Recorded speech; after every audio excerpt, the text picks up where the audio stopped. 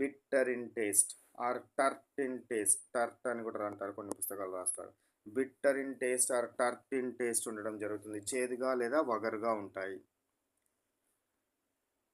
Next, which acid is present in sting of honey bee? Honey bee యొక్క స్టింగ్లో ఉండే acid ఏముంటుందిరా? Formic acid. Formic acid యొక్క formula ఏంటి? HCOOH. ఫార్మిక్ యాసిడ్ యొక్క ఫార్ములా ఏంటి? HCOOH.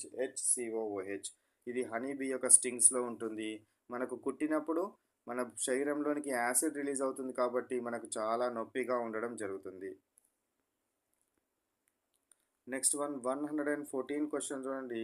Which substance is used to neutralize ant sting? మనకు చీమలు కానీ తేనెటీగ కానీ కుట్టగానే బాగా నొప్పి వస్తుంది కదా, నొప్పి రావడానికి గల రీజన్ ఏంది? యాసిడ్ రిలీజ్ కావడం. కాబట్టి యాసిడ్ని ఏం చేయాలి? న్యూట్రలైజ్ చేయాలి. న్యూట్రలైజ్ చేయాలంటే ఏం చేయాలి? బేస్ యూజ్ చేయాలి. ఆ బేస్గా దేన్ని యూజ్ చేస్తారు? Baking soda solution.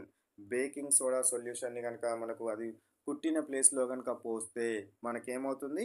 ఆ యొక్క నొప్పి నుంచి కొంత రిలీఫ్ రావడం జరుగుతుంది. ఎందుకంటే ఇది బేస్. ఇక్కడ యాసిడ్ కుట్టింది, యాసిడ్ వచ్చింది కాబట్టి న్యూట్రలైజ్ అవ్వడం జరుగుతుంది అనే విషయాన్ని గుర్తుంచుకోవాలి.